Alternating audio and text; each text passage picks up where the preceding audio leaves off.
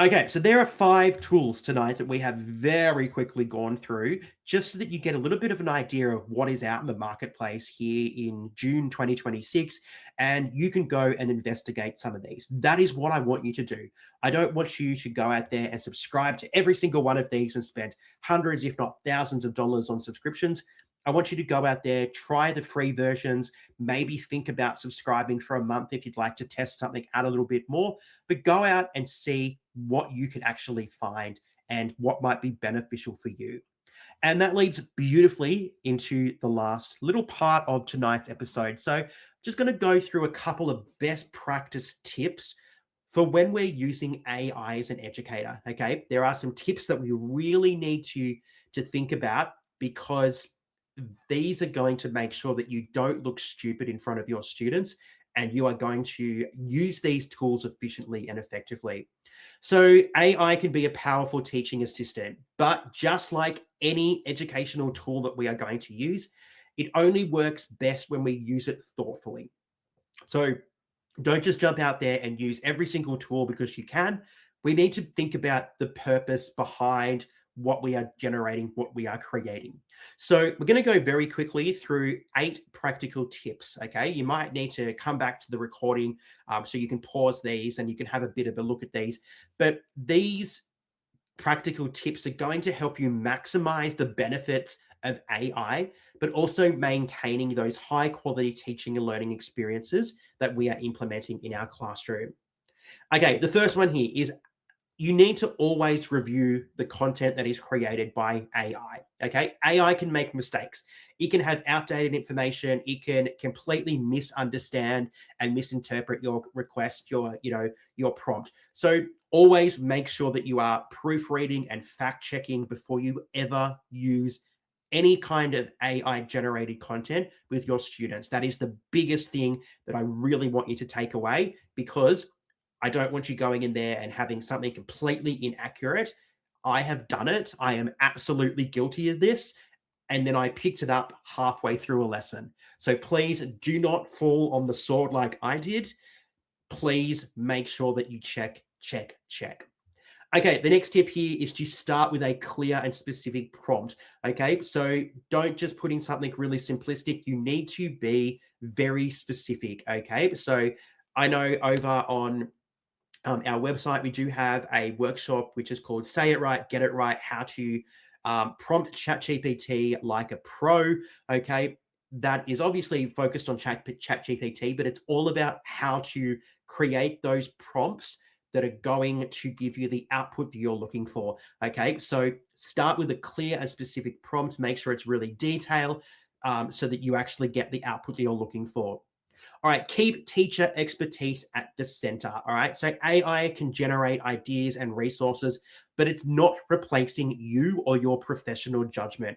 Okay, you know your students, you know how they learn. All right, so make sure that when you create something, you look at it again, you review it, make sure it's going to work for your context before you actually use and embed and implement it with your students. Okay, the next one here is to protect students' privacy. So avoid entering names, personal information, assessment data, sensitive information, things like that into any of the AI platforms. Okay, desensitize it. Okay, take names out, take school names out, take these things. All right, so do everything that you can to make sure that the privacy of our young people is protected. We don't want them being identified, so please make sure that that is the forefront of every single thing that you do when you're using AI.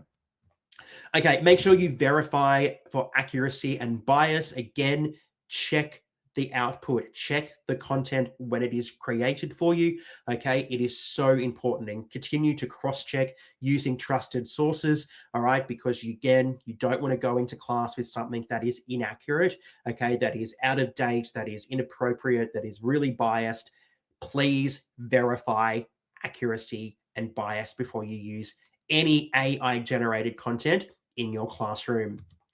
Okay, use AI to differentiate learning. It is a fantastic tool to do this. Okay, so please use AI to help create multiple versions of activities, adjust reading levels. Okay, it is such a powerful way to do something that takes time. Okay, in the past, this would take time. Now we can do this in mere seconds, and we can actually create resources and learning experiences that are perfect for every single one of our students.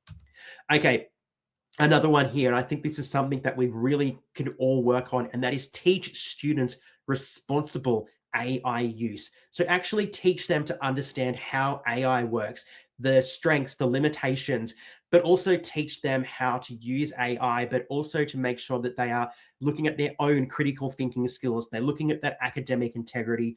They're developing that digital citizenship so that they can go out into their world and they can actually be effective and efficient, users of technology and artificial intelligence. All right, so it's really important that we are also teaching our students that responsible AI use. And my final tip just here is to start small and build confidence. All right, so as I've mentioned tonight, you don't need to go out there and use every AI tool under the sun. No, no, no, do not do that. Start small, choose one tool, experiment with that, see what it's like, and then maybe go to another tool. And again, eventually you might have a number of different AI tools that are part of your EdTech toolkit. And again, as I mentioned, you might go and put the same prompt into these different tools, see what it provides you, and then kind of come up with a hybrid solution that is something that you might be able to use within your classroom, your teaching and learning, with your particular students and your context. So take your time and then gradually expand that AI usage and those different tools that you might be using and incorporating.